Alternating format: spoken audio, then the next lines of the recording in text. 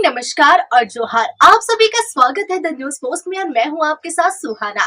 खबरों में आगे बढ़ेंगे। आज के झारखंड की तमाम 24 बड़ी खबरें और महत्वपूर्ण खबरों से रूबरू कराएंगे, लेकिन इससे पहले अगर आपने नहीं किया है द न्यूज पोस्ट को सब्सक्राइब, तो सबसे पहले आप हमारे चैनल को सब्सक्राइब करें, बेल आइकन पर क्लिक करना ना भूलें, क्योंकि इससे आपको राज्य भर की तमाम अपडेट मिलती रहेगी। तो चलिए शुरू करते हैं आज की महत्वपूर्ण खबरों से। आज राजधानी रांची में अधिकतम तापमान 28 डिग्री सेल्सियस और न्यूनतम तापमान 13 डिग्री सेल्सियस रहेगा। वहीं जमशेदपुर में अधिकतम तापमान 30 डिग्री और न्यूनतम तापमान 14 डिग्री सेल्सियस रह सकता है।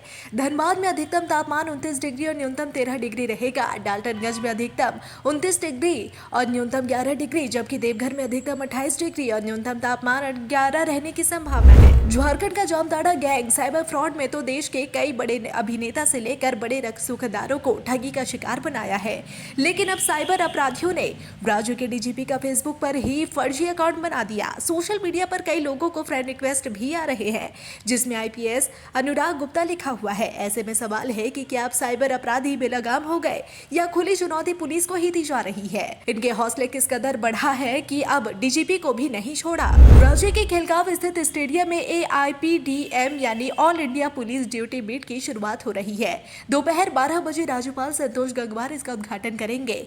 बता दें कि पहली बार झारखंड इस प्रतियोगिता की मेजबानी कर रहा है। इस आयोजन में 18 राज्यों की पुलिस और 9 अर्धसैनिक बल शामिल होंगे। 5 दिनों तक चलने वाले प्रतियोगिता में जवान अपना जौहार दिखाएंगे।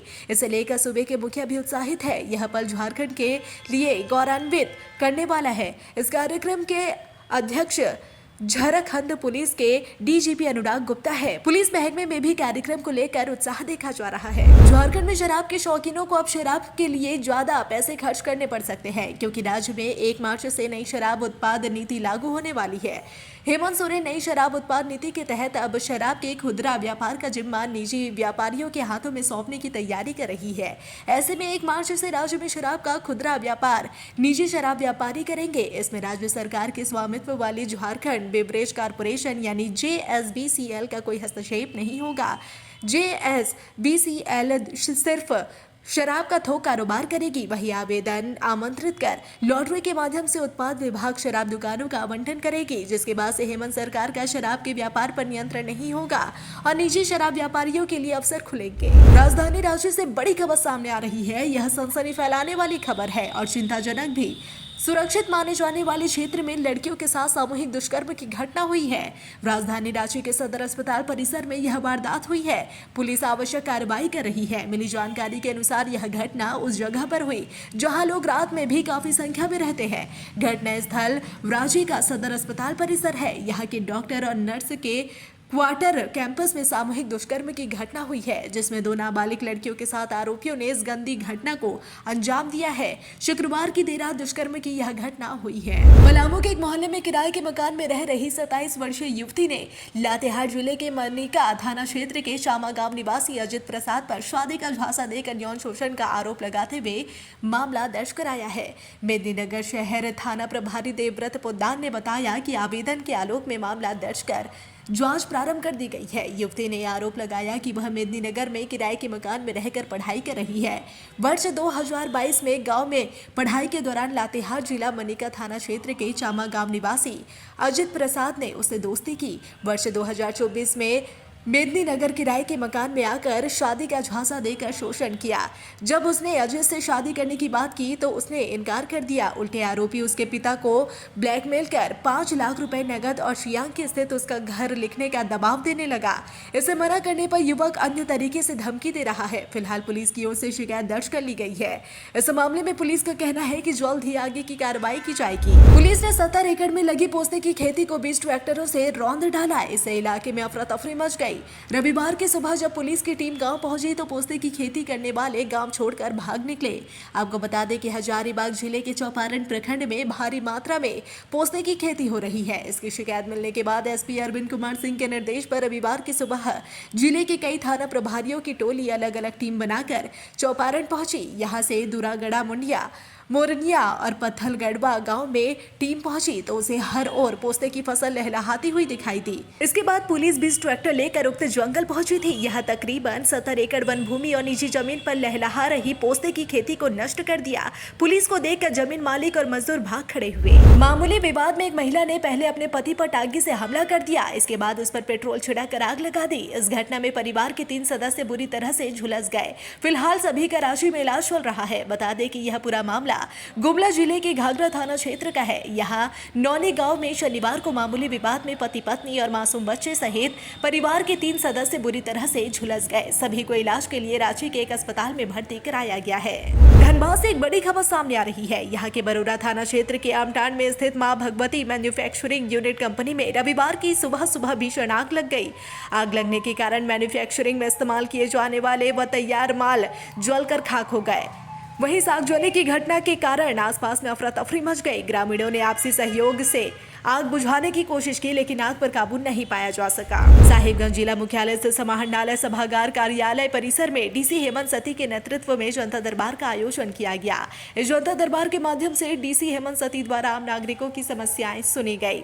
इस दौरान डीसी हेमंत सती ने संबंधित विभागीय अधिकारियों को जमकर फटकार लगाते हुए स्पष्ट निर्देश दिया कि किसी भी पदाधिकारी को आमजनों की शिकायत के प्रति उदासीनता नहीं बरतनी चाहिए। साथ ही सभी समस्याओं का शीघ्र ही समाधान सुनिश्चित किया जाए। जमशेदपुर प्रशासन इन दिनों अतिक्रमण के खिलाफ कार्रवाई के मूड में है, जहां बर्मा माइन से स्थित स्टार टॉकीज के पास लगभग 70 से 80 दुकानों को जिला प्रशासन की ओर से तोड़े जाने का नोटिस जारी कर दिया गया। इसके विरोध में वहां के सभी दुकानदारों में आक्रोश देखा जा रहा है। दुकानदार अब इसके विरोध में खड़े हैं। साहिबगंज के उप विकास आयुक्त सतीश चंद्रा ने मंडरो प्रखंड अंतर्गत विभिन्न पहाड़िया गांवों का मैराथन दौरा किया। इस दौरान उन्होंने पंचायती राज पदाधिकारी अनिल कुमार मंडरो, बीडीओ मेघनाथ उराव, परियोजना पदाधिकारी विशंबर पटेल समेत अन्य अधिकारियों के साथ मिलकर गांवों की स्थिति का जायजा लिया। इस दौरान वे जाननी भिट्टा पहाड़िया गांव, पंचायत दामिन भिट्टा, ग्राम आमजोड़ी पहाड़, सुंदर पहाड़ और गढ़ी पहाड़ पहुंचे। इस दौरान उन्होंने पहाड़िया समुदाय के सैकड़ों महिला पुरुषों से मुलाकात कर सरकार की विभिन्न योजनाओं की जमीनी हकीकत जानी। प्रशासन की ओर से जरूरतमंद ग्रामीणों के बीच कंबल भी वितरित किए गए। छत्तीसगढ़ में सुरक्षा बलों को बड़ी कामयाबी हाथ लगी है। नक्सल प्रभावित क्षेत्र बीजापुर के इंद्रावती नेशनल पार्क इलाके में सुरक्षा बलों ने एक बड़े ऑपरेशन को अंजाम देते हुए 31 नक्सलियों को मार गिराया। इसमें कई बड़े नक्सली और इनामी कमांडर भी शामिल है। सभी मारे गए नक्सलियों के शव को जवानों ने अपने कब्जे में ले लिया।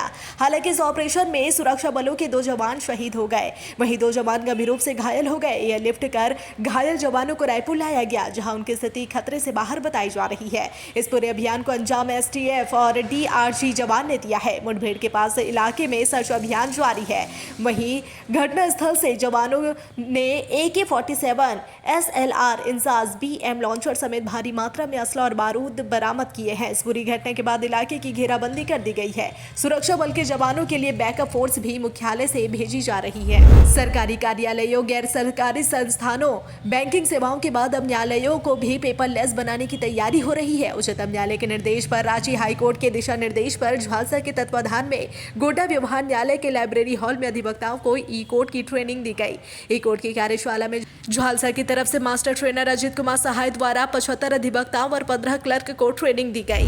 मैया व पीएम किसान योजना में फर्जीवाड़ा के बाद अब ई कल्याण पोर्टल पर भी सेंध लगाने की कोशिश की गई है। दरअसल सिद्धनाथ BEd कॉलेज जपला में फर्जी डॉक्यूमेंट के आधार पर छात्रवृत्ति लेने का प्रयास किया गया है। इस मामले में 10 लोगों पर प्राथमिकी दर्ज की गई है। Professor Pramod Kumar Pandey Siddhnath BEd college Japla ने हुसैनाबाद थाना में आवेदन दिया है कि 10 आवेदकों ने फर्जी कॉलेज का बोनाफाइड अंक पत्र और अन्य सभी आवश्यक कागजात बनाकर झारखंड सरकार के ई कल्याण पोर्टल पर छात्रवृत्ति के लिए आवेदन किया है। ये सभी कॉलेज के चिन्हित छात्र नहीं है। ऐसे आवेदकों को छात्रवृत्ति रद्द करने के लिए BEd कॉलेज जपला द्वारा जिला कल्याण पदाधिकारी मेदिनीनगर को आवेदन दिया गया था। फर्जी आवेदकों के आवेदन को रद्द करते हुए जिला कल्याण पदाधिकारी ने प्राथमिकी दर्ज करने का निर्देश दिया है, जिसका पावती पत्र संलग्न करते हुए प्राथमिकी दर्ज करने के लिए हुसैनाबाद थाना में आवेदन दिया गया है। केंद्र सरकार द्वारा PM किसान सम्मान निधि योजना किसान वर्ग को आर्थिक सहायता देने के लिए चलाई जा रही है। ऐसे में कई लोग ऐसे हैं जो जो इसका गलत इस्तेमाल से लाभ ले रहे हैं। जी हां, किसानों के लिए चलाई जा रही इस योजना का लाभ किसानों की जगह अन्य वर्ग व समुदाय के लोग ले रहे हैं। ऐसा ही कुछ मामला गढ़वा जिले से सामने आ रहा है, जहां पीएम किसान सम्मान निधि योजना में अब तक करोड़ों रुपए का फर्जीवाड़ा हो चुका है। गढ़वा जिले का बिशुनपुरा प्रखंड आजकल सुर्खियों में है। इस प्रखंड के कई ऐसे गांव हैं जो सीधे उत्तर प्रदेश, महाराष्ट्र, छत्तीसगढ़, बिहार, गुजरात के नाम से जाने जाते हैं, क्योंकि इन गांवों में फर्जीवाड़ा का नया खुलासा हुआ है। दरअसल बिशुनपुरा प्रखंड के कमता, जोगी खुर्द, पिपरी कला, पिपरी खुर्द गांव के व्यक्ति के नाम पर दिल्ली, महाराष्ट्र, गुजरात, बिहार, छत्तीसगढ़ और उत्तर प्रदेश के फर्जी लाभुक लाभ उठा रहे हैं। इस प्रखंड के पदाधिकारी व कर्मियों की मिली भगत से यह कार्य किया जा रहा है। चतरा जिले के टंडवा प्रखंड के चर्चित विशुन उर्फ भुवनेश्वर साव हत्याकांड मामले में पुलिस ने चौंकाने वाला खुलासा किया है। पुलिस ने बताया कि विशुन की हत्या नक्सलियों ने नहीं की थी, बल्कि आपसी रंजिश में इस कांड को अंजाम दिया गया था। इस हत्याकांड के मुख्य आरोपी रोहित कुमार साहू को पुलिस ने रांची से गिरफ्तार कर लिया है और पूछताछ के बाद रविवार की सुबह जेल भेज दिया। आरोपी प्रखंड के लेम्बुआ गांव का निवासी है और हत्या को अंजाम देने के बाद वह रांची भाग गया था। रांची में वह ऑटो चला रहा था। रोहित के अलावा हत्या में उसके सहयोगी राजू पासवान और दीपक कुमार को भी गिरफ्तार कर लिया गया। जिला प्रशासन रांची द्वारा सार्थक पहल करते हुए एक साथ 6 अंचलों में शिविर लगाकर 10 डिसिमल तक के लंबित म्यूटेशन के मामलों का निष्पादन करते हुए आवेदकों को करेक्शन स्लिप यानी शुद्धि पत्र निर्गत किया गया। जिला दंडाधिकारी सह उपायुक्त रांची मंजुनाथ भजंत्री द्वारा काकी अंचल में आवेदकों को शुद्धि पत्र प्रदान किया गया, जबकि शहर ओरमांझी, मांडर, नामकुम और रातू में वरीय पदाधिकारियों द्वारा आवेदकों को करेक्शन स्लिप दिया गया। जिला दंडाधिकारी सह उपायुक्त रांची मंजुनाथ भजंत्री द्वारा सभी अंचल अधिकारियों को बिना ठोस कारण के दाखिल खारिज के आवेदन को अस्वीकृत नहीं करने का निर्देश पूर्व में ही दिया गया, जिसे लेकर सभी अंचलों में वरीय पदाधिकारी की प्रतिनियुक्ति की गई, जो कैंप में अस्वीकृत मामलों की समीक्षा करेंगे कि रिजेक्शन का कारण सही है या नहीं। पुलिस अधीक्षक सरायकेला खरसावा के निर्देश पर विभिन्न थाना क्षेत्र में अवैध अफीम की खेती के विरुद्ध जागरूकता अभियान चलाया गया, जिसमें बच्चों और आमजनों को अफीम की खेती के दुष्प्रभावों और इससे संबंधित कानूनी प्रावधानों से युक्त रैपर लगाकर चॉकलेट वितरित किया गया एवं लोगों को अवैध अफीम की खेती न करने के संबंध में जानकारियां दी गई, जिसमें चौका थाना क्षेत्र अंतर्गत थाना प्रभारी चौका के नेतृत्व में ग्राम रंगा मठिया, हिस्सा कोचा पंचायत में जागरूकता अभियान चलाया गया और चॉकलेट वितरित किया गया। कांडरा थाना क्षेत्र अंतर्गत थाना प्रभारी कांडवा के नेतृत्व में हुदू पंचायत के जंगली घास गांव में जागरूकता अभियान चलाकर चॉकलेट वितरित किया गया। कुचाई थाना दलभंगा ओपी अंतर्गत दलभंगा साप्ताहिक बाजार में जागरूकता अभियान चलाते हुए चॉकलेट का वितरण किया गया। अगर आप जियो यूजर है और बिना पैसे दिए नेटफ्लिक्स और अमेजन प्राइम का मजा लेना चाहते हैं तो यह आर्टिकल आपके लिए काम की चीज है। जी हां, आजकल ओटीटी प्लेटफॉर्म नेटफ्लिक्स और अमेजन प्राइम की डिमांड बढ़ गई है। वेब सीरीज से लेकर फिल्म इन ओटीटी प्लेटफॉर्म में आसानी से मिल जाते हैं। ऐसे में थिएटर जाने की जगह अब हर कोई ओटीटी प्लेटफॉर्म पर ही फिल्म देखना ज्यादा पसंद करते हैं, लेकिन महंगे सब्सक्रिप्शन प्लान के चलते हर कोई इसे खरीद नहीं सकते। ऐसे में प्राइवेट टेलीकॉम कंपनी जियो कुछ ऐसे रिचार्ज प्लान ऑफर कर रही है, जिसमें जियो ग्राहकों को नेटफ्लिक्स का फ्री सब्सक्रिप्शन मिल रहा है। आइए जानते हैं इन रिचार्ज प्लान के बारे में। जियो के 1299 रुपए वाले रिचार्ज प्लान में यूजर्स को 84 दिन की वैलिडिटी मिलेगी। इन 84 दिनों में यूजर्स को अनलिमिटेड कॉल के साथ साथ अनलिमिटेड 5G डेटा मिलेगा। यूजर्स रोजाना 2 GB डेटा और फ्री 100 SMS का फायदा उठा सकते हैं। इसके अलावा 149 रुपए वाला नेटफ्लिक्स सब्सक्रिप्शन भी 84 दिनों के लिए फ्री मिलेगा। वहीं अगर आपको नेटफ्लिक्स का और भी बढ़िया सब्सक्रिप्शन चाहिए तो आप जियो के 1799 वाले रिचार्ज प्लान खरीद सकते हैं। इस प्लान की वैलिडिटी 84 दिनों के लिए ही होगी, लेकिन इसमें अनलिमिटेड कॉल के साथ 3 GB डेटा रोजाना मिलेगा। साथ ही रोजाना फ्री 100 SMS का फायदा भी उठा सकते हैं। इसके अलावा 199 वाला नेटफ्लिक्स का बेसिक सब्सक्रिप्शन प्लान यूजर्स को मिलेगा। लातेहार जिले की एक महिला ने डायन बिसाही का आरोप लगाकर प्रताड़ित करने की शिकायत एसपी के पास दर्ज कराई है। यह मामला जिले के हिरहंज थाना क्षेत्र का है। यहां की संगीता देवी ने एसपी कुमार गौरव को ज्ञापन सौंपा। ज्ञापन के माध्यम से संगीता देवी ने गांव के कुछ लोगों पर डायन बिसाही के संदेह में मारपीट कर बुरी तरह से घायल करने और कई तरह से प्रताड़ित करने का आरोप लगाया है। आवेदन में संगीता ने कहा कि 2 फरवरी को उसके साथ पड़ोसियों ने डायन बिसाही का आरोप लगाकर उसके साथ मारपीट की। इस मामले में उसने पड़ोसी शकुंती देवी, गुड़िया देवी, कौशिला देवी और रीता देवी पर आरोप लगाते हुए कार्रवाई की गुहार लगाई है। आरोप लगाया है कि सभी ने उसे गांव छोड़कर भाग जाने की धमकी देते हुए मारपीट की है। पीड़िता संगीता ने बताया कि 2 फरवरी को हिरहंज थाना और 6 फरवरी को लातेहार महिला थाना में आवेदन दिया गया, लेकिन पुलिस के द्वारा कोई उचित कार्रवाई नहीं की गई। संगीता ने मामले में पुलिस को सूचना देने के अंजाम भुगतने की बात कही है। महिला ने बताया कि जब उसे थाने से न्याय नहीं मिला तो वह रविवार को एसपी के आवासीय कार्यालय पहुंचकर मामले की जांच कर आरोपियों पर कार्रवाई की गुहार लगाई है। आवेदन मिलने के बाद एसपी ने संबंधित थानों को इस मामले में तत्काल संज्ञान लेने का आदेश दिया है। लातेहार जिले के बालूमाथ में रविवार की सुबह एक अजीब घटना हुई। यहाँ एक तेज रफ्तार ट्रैक्टर का अगला चक्का खुलता है। इसके बाद ट्रैक्टर अनियंत्रित होकर रोड से जाकर खेत में पलट जाता है और इसके इंजन से दबकर चालक की मौत हो जाती है। राजीव पटना रोड के रामगढ़ स्थित कोठार ब्रिज के पास ट्रक के धक्के से पिकअप रोड पर ही पलट गया। इसे यातायात करीब 1 घंटे तक बाधित रही। आपको बता दें कि रायपुर से सीमेंट लोड कर जा रहे 14 चक्का ट्रक की टक्कर रविवार की सुबह करीब 10 बजे कोठार 4 लेन ओवरब्रिज के नजदीक एक पिकअप वैन से हो गई। पिकअप वैन 4 लेन से सर्विस रोड की ओर मुड़ रहा था। इसी दौरान ट्रक ने पीछे से टक्कर मार दी। इससे पिकअप वैन सड़क पर ही पलट गया। स्थानीय लोगों ने पुलिस को दुर्घटना की सूचना दी।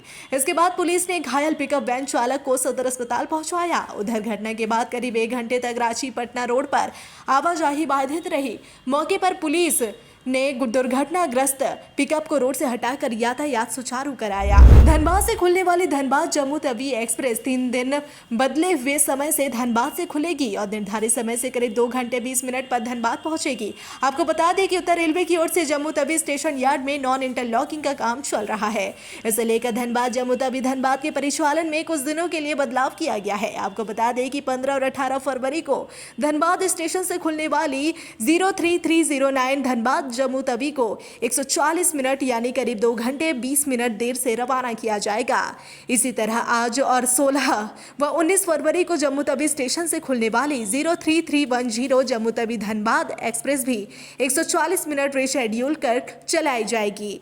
यह जानकारी वरीय मंडल वाणिज्य प्रबंधक धनबाद सह वरीय जनसंपर्क अधिकारी अमरीश कुमार ने दी है।